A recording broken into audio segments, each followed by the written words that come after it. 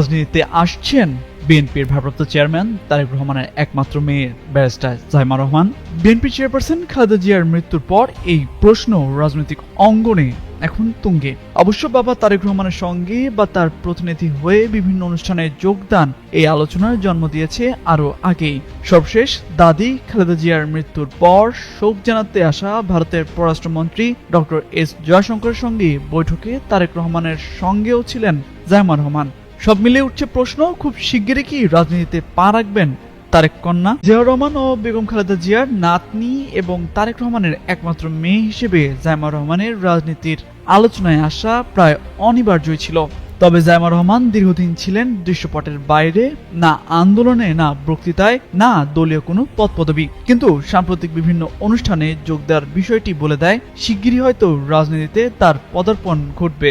গত বছরের ৫ ও ৬ ফেব্রুয়ারি যুক্তরাষ্ট্রের ওয়াশিংটন ডিসিতে অনুষ্ঠিত ৭৩তম ন্যাশনাল প্রেয়ার ব্রেকফাস্ট অনুষ্ঠানে যোগ দিতে পারেননি তারেক রহমান। সে সময় তার প্রতিনিধি হিসেবে যুক্তরাষ্ট্রে যান জাইমা রহমান। ওই সফরের সময় জাইমা রহমান দক্ষিণ ক্যারোলিনার প্রাক্তন গভর্নর ও বিশ্ব খাদ্য কর্মসূচির সাবেক নির্বাহী পরিচালক ডেভিড বিসলে, মার্কিন পররাষ্ট্র দপ্তরের প্রাক্তন সহকারী পররাষ্ট্রমন্ত্রী রবার্ট ডেস্ট্রো এবং যুক্তরাষ্ট্রের উইমেন্স ফেলোশিপ ফাউন্ডেশনের প্রধান রেবেকা ওয়াগনার সঙ্গে সাক্ষাৎ করেন। বিশ্লেষকরা বলছেন তার রাজনীতিতে যুক্ত হওয়ার প্রথম ইঙ্গিত পাওয়া যায় ওই অনুষ্ঠানের মধ্য দিয়ে। তার এই অংশগ্রহণকে রাজনৈতিকভাবে তাৎপর্যপূর্ণ বলেও উল্লেখ করেছেন তারা। এছাড়া গত বছরের ২৩ নভেম্বর প্রবাসীদের ভোট কার্যক্রম নিয়ে বিএনপির মিডিয়া সেলের উদ্যোগে আয়োজিত এক ভার্চুয়াল সভায় লন্ডন থেকে প্রথমবারের মতো কোনো কার্যক্রমে যুক্ত হন জাইমা রহমান।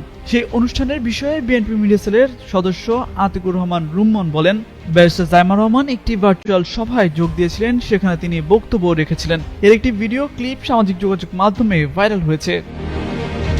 গত ২৫ ডিসেম্বর বিএনপির ভারপ্রাপ্ত চেয়ারম্যান তারেক রহমানের সঙ্গে দেশে ফেরার দিন সামাজিক যোগাযোগ মাধ্যম ফেসবুকে একটি পোস্ট দেন তিনি। পোস্টে দাদি সাবেক প্রধানমন্ত্রী খালেদা জিয়ার পাশে থাকার কথা জানান জাইমা রহমান। পাশাপাশি বাবা তারেক রহমানকে সর্বাত্মক সহযোগিতা করারও কথা বলেন। পোস্টে উঠে আসে দাদির সঙ্গে কাটানো শৈশবের স্মৃতি, প্রবাস জীবনের অভিজ্ঞতা এবং দেশের সেবায় নিজেকে যুক্ত করার প্রত্যয়। শুক্রবার এমন তথ্য দিয়ে একটি প্রতিবেদন প্রকাশ করে দৈনিক দেশ রূপান্তর পত্রিকা।